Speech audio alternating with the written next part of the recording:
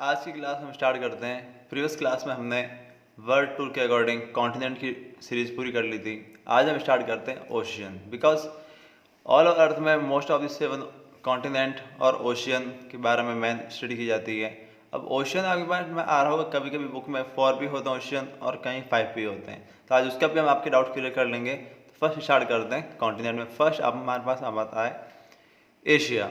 अब Pacific ocean, Pacific ocean आप हम देख सकते हैं कि इसमें आपके पास जो मैंने मैप बना रखा है, इसमें इस साइड नॉर्थ और साउथ अमेरिका, उस साइड एशिया है, यहाँ ऑस्ट्रेलिया। इनके बीच में जो पूरी पूरी टेरिटरी फैली हुई है, इसे को हम क्या कहते हैं, पैसिफिक ओशियन। अब इसे हम देख लीजिए, छोटे छोटे आइसलैंड ही बना हुआ है।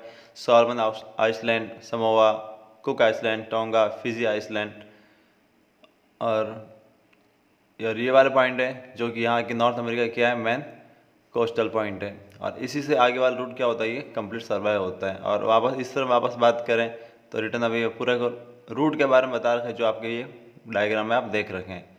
क्योंकि यहाँ पे जगह जहाँ पॉइंट है, वहाँ से इनकी क्या कनेक्टिव शिप आपको यहाँ पे मिल जाती है। बट इसमें जो मेन बात करने वाली बात है, तो जो पैसिफिक ओशियन है उसकी टेरिटरी देखें तो नॉर्थ में अंटार्कटिक ओशियन आता है, और उसके अकॉर्डिंग नॉर्थ में यहाँ पर आर्कटिक ओशन की सेट होता है, और साउथ में यहाँ पे क्या आता है, अंटार्कटिका कॉन्टिनेंट आता है। उनके बीच में जो पूरी पूरी ये है पैसिफिक ओशन की क्या टेरिटरी। और पैसिफिक ओशन वर्ल्ड का सबसे लार्जेस्ट ओशन है। और इसमें मेन इसके जो 2-3 कैरेक्टर हैं वो ये है कि इसमें रिंग्स ऑफ फायर मीन्स इसमें वॉल्केनो दूसरे कॉन्टिनेंट की तुलना में या ओशन की तुलना में यहाँ पे वॉल्केनो सबसे ज़्यादा आते हैं। इसीलिए जो अगर इसकी स्टडी करें तो इस टाइप में यहाँ पर कंप्लीट क्या बनी है, छोटे छोटे आइसलैंड है, उन आइसलैंड को क्या कहते हैं, पैसिफिक रिंग्स ऑफ फायर भी कहते हैं।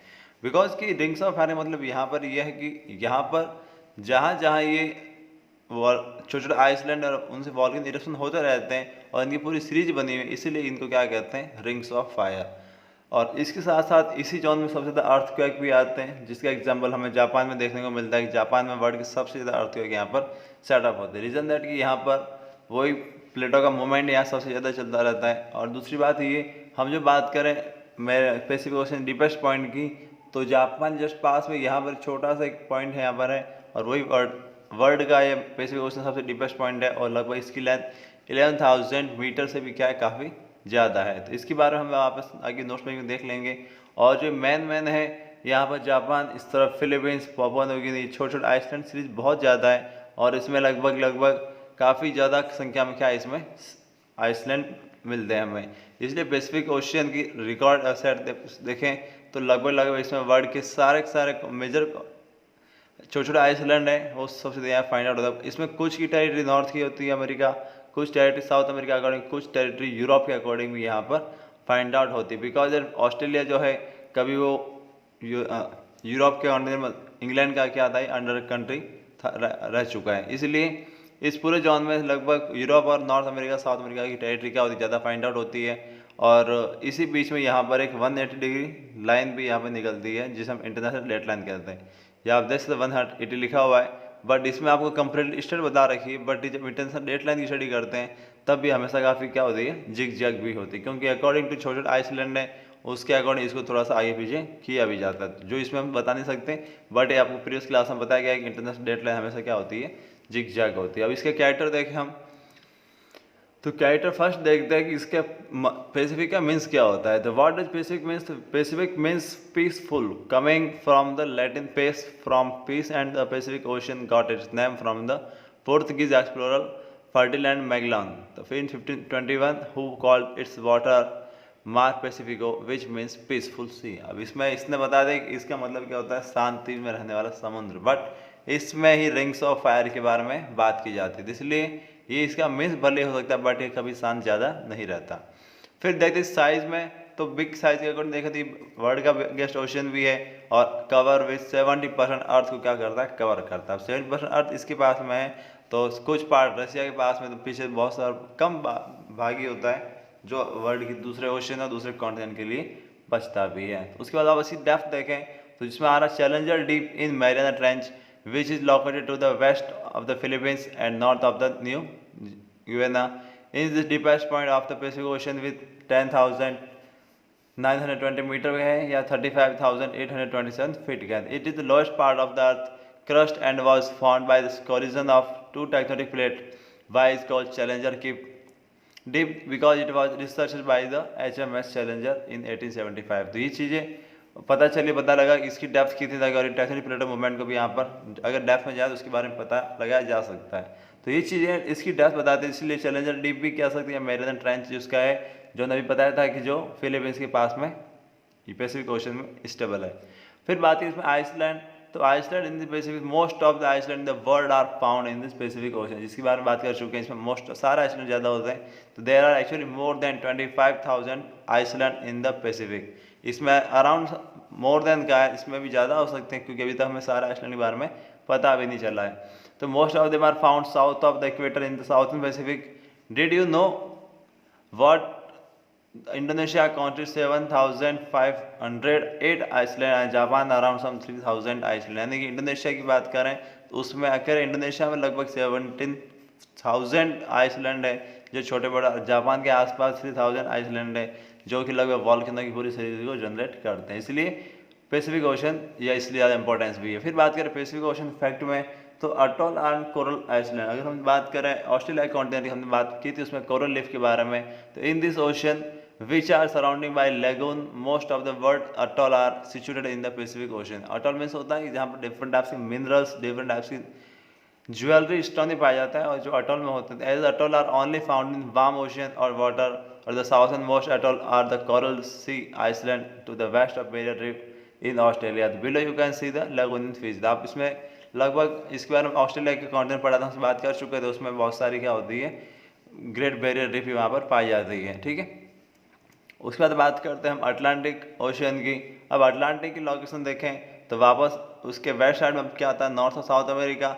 ईस्ट साइड में यूरोप और अफ्रीका क्या आते हैं, ज़्यादा सो होते हैं, और इसकी यही लैंड बाउंड्री को कवर करते हैं। अब इसके ऊपर की बात करें तो ऊपर हमारे पास ग्रीनलैंड भी है, और ये पूरी जोन देखिए आप इसको सेटअप करेंगे तो लगभग कंप्लीट इंग्लिश के एस अक्षर के अकॉर्डिंग क्या होता है, बनता भी है। तो इसमें बहुत सारी चीज़ें हैं, और वर्ल्ड का सबसे बिजिएस्ट वे भी गए या सबसे बिजिएस्ट कॉन्टिनेंट भी ओशन भी कहें तो वो कौन सा आता है हमारे सामने, अटलांटिक ओशन। क्योंकि इसमें आप देख सकते हैं सारे मेजर कंट्री और कॉन्टिनेंट हैं वो इसी के क्या टेरिटरी के अंदर आता है। उस वाले की बात करें तो हमने जो पीछे पैसिफिक ओशन बढ़ा उसमें ट्रैफिक इसलिए नहीं होता क्योंकि वहाँ पर इंटरनेशनल रेड लाइन है जो क्या करती है, प्रॉब्लम क्रिएट करती है।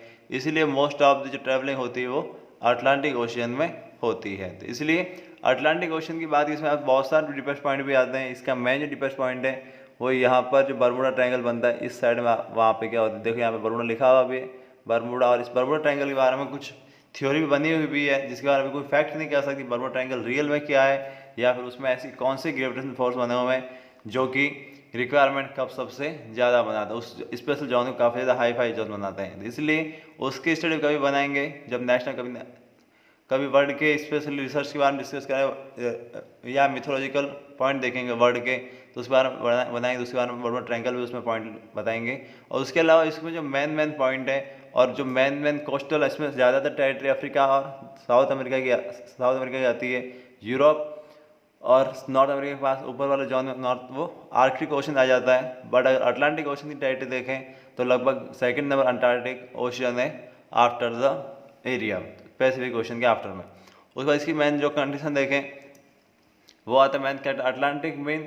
तो Atlantic origin from the Greek mythological meaning sea of Atlas.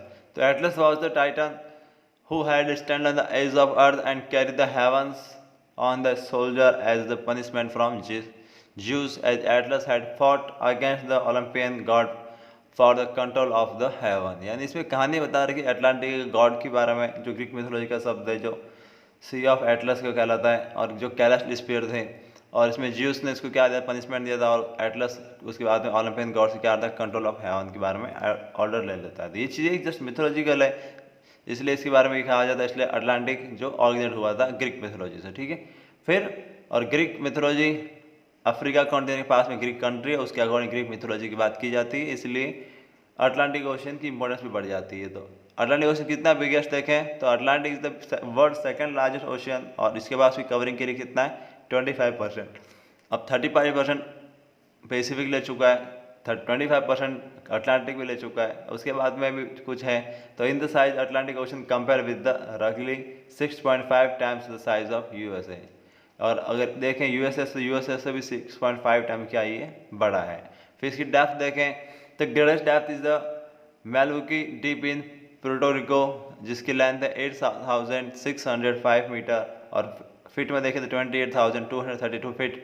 The average depth is doubt about 3,339 और द मिड अटलांटिक रेंज है जो under water also called submarine mountain range which extend रफली from Iceland in the north to South Georgia and South Sandwich island south of Argentina. अब Argentina Africa की country है, Argentina South America की country है, तो उसमें सारी चीज़ अब इसमें मिड अटलांटिक रेंज जो नाम आ रही है वो अटलांटिक ओशियन के बीच में फैली गई ऐसे अंडरग्राउंड माउंटेन है जो कि पूरा अटलांटिक ओशियन को क्या करती है, कवर करती है, जो कम्प्लीटली 30% से भी 40% में जो है वो जैसे लैंड पर माउंटेन होते हैं वैसे ही ओशन में भी क्या होते हैं, माउंटेन होते हैं। उसे क्या कहा गया, मिड अटलांटिक रिज कहा गया। फिर बात करें वाटरवेज में, the state of Gibraltar between Spain and Morocco and the Bosphorus in Turkey are two of the most well known waterways in the Atlantic ocean.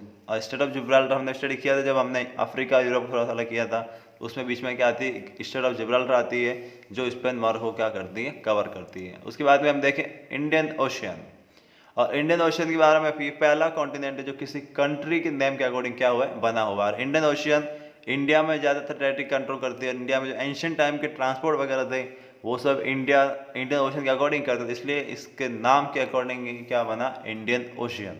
अब इंडियन ओशियन में हम बात करें डिफरेंट टाइप के रूट व्यू की, तो इसमें जो डायग्राम में दे रखा है वो डिफरेंट टाइप के रूट व्यू दे रखे हैं, और इसमें जो मेन है यूरोप जाने का जो रास्ता मिलता है वो यहाँ से मिलता है गल्फ ऑफ अडान, और यहाँ पर बनी हुई है मेडिटेरियन सी, यहाँ बना हुआ है रेड सी। अब इन दोनों बीच में एक मैन मेड कैनाल बनी, उसे हम कहते हैं स्वेज कैनाल, जो हमने स्टडी किया भी था। तो Suez canal man made canal थी, और अगर क्या पहले कभी यूरोप को आना भी होता है आप इंडिया की तरफ तो कंप्लीट अफ्रीका कॉन्टिनेंट क्रॉस करते आना पड़ता था, जबकि ये स्वेज कैनाल बना दी जाने के बाद में मेडिटेरियन सी, और मेडिटेरियन सी से सीधा डायरेक्ट रास्ता इंग्लैंड के लिए ओपन हो गया था। तो ये चीज़ें अभी भी शो करती है कि हमारे लिए वाटर वेज कितना इंपॉर्टेंस होता है अकॉर्डिंग टू लैंड वेज। अब उसके बाद में वापस इसके जो मेन पॉइंट है, और इसमें भी आइसलैंड बहुत ही ज़्यादा संख्या में, क्योंकि ये बार इंडोनेशिया इसका भी 30% इंडियन ओशन में आता है। यहाँ पर जावा, सुमात्रा, सुंडा से बहुत सारे मल्टीपल आइसलैंड है जो कि इंडिया की टेरिटरी को बढ़ा। अब सबसे बड़ा आइसलैंड देखें, सबसे बड़ा आइसलैंड यहाँ पर होता है मेडागास्कर, जो अफ्रीकन टेरिटरी के अंतर्गत आता है। और उसके अलावा इसकी जो मेन लोकेशन है वो यहाँ पर आप देख सकते हैं, यहाँ पर बांग्लादेश से स्टार्ट हो गई सारी, म्यांमार, वियतनाम, कंबोडिया, थाईलैंड, ये लाओस, ये बहुत सारी कंट्रीज जो यहाँ पर पाई जाती है। गल्फ ऑफ थाईलैंड है, अंडमान सी, बे ऑफ बंगाल, अरेबियन सी। तो ये सारी चीज़ क्या करती है, इंडियन ओशन को और भी ज़्यादा क्या बनाती है, इंपॉर्टेंस बनाती है। और इसका भी रूट वर्ड है, तो लगभग देख सकते हैं इसका भी रूट काफ़ी ज़्यादा बिजी होता है, क्योंकि इसमें से मोस्ट ऑफ दी जो अफ्रीका, ऑस्ट्रेलिया और यहाँ वाले जो सिर्फ ट्रैवलिंग करते हैं वो यहीं से करते हैं, क्योंकि रिटर्न बैक वहाँ से अमेरिका कोई नहीं जाना चाहता, बट यहाँ से फ्लो करते हैं वापस वो अमेरिका के जाना के लिए सर्वाइव करते हुए। ये चीज़ें इंडियन ओशन कंपोनेंट्स बनाती है। इसके अब स्टडी करें तो इसके लिए इंडियन है तो the originate name from located around the Indian peninsula, the Indian Ocean is actually the youngest of the major ocean. और सबसे यंगेस्ट ओशन की बात करें तो इंडियन ओशन ही है, और यंगेस्ट कंट्री की बात करें तो हमारा इंडिया ही है। इसलिए हम समझ सकते हैं इंडियन हमारे लिए कितना इंपॉर्टेंस वर्ड रखता है। The Indian Ocean is the world third larger ocean and cover 20% earth surface after the Pacific and Atlantic. अब इसमें बात करें वापस तो 30% पैसिफिक, 25% अटलांटिक, 20% ले चुका है अब इंडियन ओशन। उसके बाद वापस बात है जो लास्ट आ जाएगा वो आर्कटिक ओशन आएगा, ठीक है। तो इसकी डेप्थ है तो देखेंगे इसमें western Australia and eastern coast of Africa के पास इसमें डेप्थ काफ़ी क्या होती है, ज़्यादा होती है। अब कितना डेप्थ है ये, तो how deep in Indian ocean, the Java trench यानी lowest point in the Java trench which is 7258 metre है, जो कि इंडिया में साउथ की तरफ जब हम जाते हैं मलेशिया के आसपास, वहाँ जावा, सुमात्रा, छोटे छोटे आइसलैंड बने हुए हैं, वो उनके क्या होते हैं, डीपेस्ट पॉइंट होते हैं, ठीक है। इंपॉर्टेंट वाटरवेज देखें जो Suez Canal, Egypt, the state of Malacca between Malaysia and Indonesia are two most well known waterways in the Indian. और इसके लिए मैन मेड स्वेज कैनाल है जो connect to Red Sea with the Mediterranean. An extension of this artificial waterway was inaugurated in 2015 as you can see in the map below। इसमें आपने map में 2015 सबके लिए ओपन कर दिया गया। उससे पहले की बात करें तो कुछ के लिए वो रास्ता क्या था, ओपन था, क्योंकि इसे बना तो 18th सेंचुरी में बना दिया गया था, बट पब्लिकली प्लेस 2015 में ये सबके लिए ओपन कर दिया, क्योंकि इस पर ज़्यादा टेरिटरी अरब कंट्री की और इजिप्ट की आती है।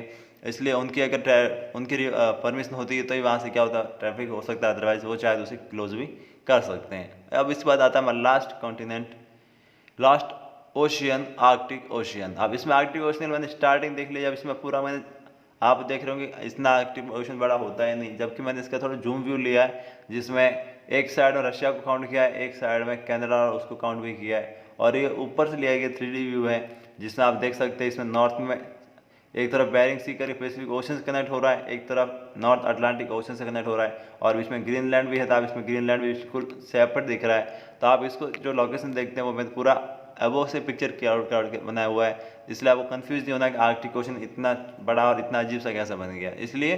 तो इसमें अब इसमें जो मेन बात करें तो इसमें देख ली एक तरफ ऊपर वाला 70% आर्कटिक ओशन कवर करता है, वो पूरे पूरे स्नो जोन से कवर करता है, क्योंकि यहाँ जहाँ तक इसकी टेरिटरी है वो पूरा पूरा इसमें क्या आता है, स्नो जोन ही आता है। और स्नो जोन के अकॉर्डिंग अब ये बेरिंग सी है, वो क्या करता है यार, बेरिंग वे बना हुआ जो क्या करता है पैसिफिक को आर्कटिक से अलग भी करता है, और यहाँ पे अलग अलग सी ऑफ चीज़ हो गए, अलग अलग बहुत सी चीज़ें वर्ल्ड बॉडीज में यहाँ पे बनी हुई है, और इसमें भी आइसलैंड की संख्या लिमिटेड है, बट कंपेयर टू अदर में इसमें भी आइसलैंड तो फिर भी प्रेजेंट है ही है। बट इसमें जो मेन कंडीशन है वो इसकी टेरिटरी को क्या करती है, पावरफुल बनाती है। इसमें मेन जो टेरिटरी आती है, अब इसके बेसिक फैक्ट हमारे इंपॉर्टेंस है, इसलिए Arctic ocean in compose an area 5000।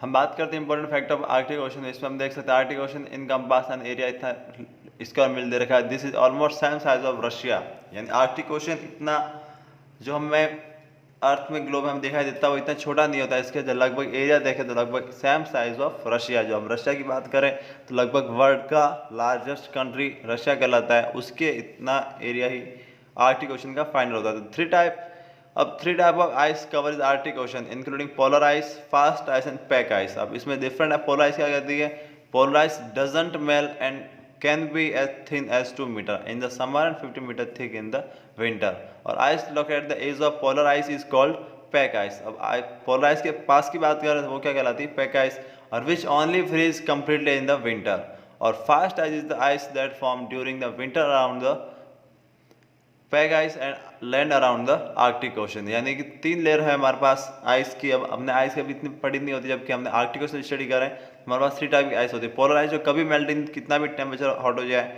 और पैक आइस है जो फास्ट पोलर आइस के पास की, और जो लास्ट है वो आती है पैक आइस। फास्ट आइस जो क्या होती है धीरे धीरे अकॉर्डिंग, फास्ट आइस जल्दी जम जाती है, और fast ice that form during the winter around the pack ice and land around the Arctic Ocean. There is wide variety of marine life bear live in Arctic Ocean. अब इसमें जो ice के जो डिफरेंट कैरेक्टर हैं वही क्या करते हैं, इसको हम इंपॉर्टेंस बनाते हैं, और इसी के अकॉर्डिंग यहाँ पर डिफरेंट टाइप की बायोडाइवर्सिटी भी क्या होती है, फाइंड आउट होती है। क्योंकि इसमें हम भले ही फ्रीजर जोन माने, बट फ्रीजर जोन में हमें डिफरेंट टाइप के एनिमल्स हमें वहाँ ज़्यादा फाइंड आउट होते हैं, जैसे including jellyfish, whale, fish, seal, walrus, polar bear live and hunt on the ice of the Arctic Ocean. So there are 4 whale species also find out in the Arctic Ocean, including the bowhead whale, grey whale, narwhal and beluga whale। तो ये हमें अब इसलिए importance Arctic ocean की क्या होती है हमारे लिए ज़्यादा बढ़ जाती है। भले ही आर्कटिक ओशन रहने लायक पब्लिक के लिए ना, ह्यूमन बींग वहाँ पर ना रह सकता हो, बट एनिमल और स्पेशली बिग एनिमल के लिए आर्कटिक ओशन किसी हेवन से कम नहीं है, क्योंकि वहाँ पर डिफरेंट टाइप्स के बायोडाइवर्सिटी क्लाइमेट कंडीशन पाई जाती है। उसके बाद देखिए Arctic ocean is covered by ice cap, और ice cap is decreasing in the size due to global warming and pollution. It is continue to melt is possible that eventually there will be no more ice in the Arctic ocean. This may happen by the year 2040। Global warming space बढ़ती गई तो मे भी possible Arctic ocean की जो 70% ice है वो उसका melting हो जाए 2040। इसलिए हमें ग्लोबल वार्मिंग और एनवायरनमेंट को क्या करना चाहिए, एनवायरनमेंट को क्लीन करने में हमें सपोर्ट करना चाहिए। फिर आता है if the ice disappear the polar bear living and hunting on the ice of the Arctic ocean will disappear. अब अगर आर्कटिक ओशन की आइस मेल्टिंग हो जाएगी तो श्योरिटी कर सकते हैं कि ऑल ओवर आर्कटिक ओशन पाए जाने प्लांट एनिमल है वो सब क्या हो जाएंगे, डेड हो जाएंगे। This rely on the ice to serve as a platform when they hunt without the ice platform they will starve. तो the Titanic sank because it can into an iceberg that had broken away from a glacier from the Arctic ocean. जो Titanic से sink होने वाला काम था वो भी इसलिए टूटा कि आर्कटिक ओशन का एक ग्लेशियर उससे टकराया था जो काफ़ी ज़्यादा डेप्थ में था। तो ये चीज़ें उसके आर्कटिक ओशन के लिए इंपॉर्टेंस है। अब लास्ट बात करें कि हमारे पास साउथ ओशन है या नहीं।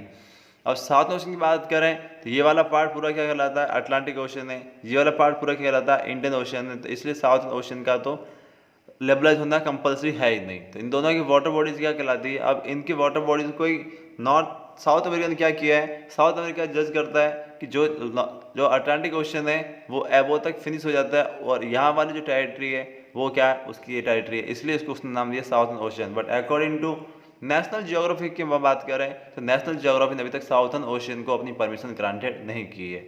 इसलिए साउथर्न ओशियन इन बुक्स में नाउ डेज बुक्स में एक छोटा सा 3 to 5 लाइन लिखा हुआ भी आता है, बट ऑलवेज मेजर दैट कि हमारा पास ओशन 4 ही है, और साउथ ओशन जस्ट एक पार्ट है किसका, अटलांटिक और इंडियन ओशन का एक सबमर्ज पार्ट करके बनाया गया है। इसलिए आपको ऑलवेज जो लर्न करने वो हमें 4 ओशन लर्न करने होते हैं, बट साउथ ओशन एक माइंड में रख सकते हैं कि है कि वाटर बॉडीज है but not a complete ocean, so that आपके पास ओशन हमेशा 4 ही रहेंगे। ठीक है, सो दैट आज के वर्ल्ड टूर में विजिट हम लगभग कॉन्टिनेंटल ओशन कंप्लीट फिनिश कर चुके हैं। नेक्स्ट क्लास में हम अलग अलग क्लास आगे स्टडी करेंगे। ठीक है, थैंक्स फॉर वॉचिंग।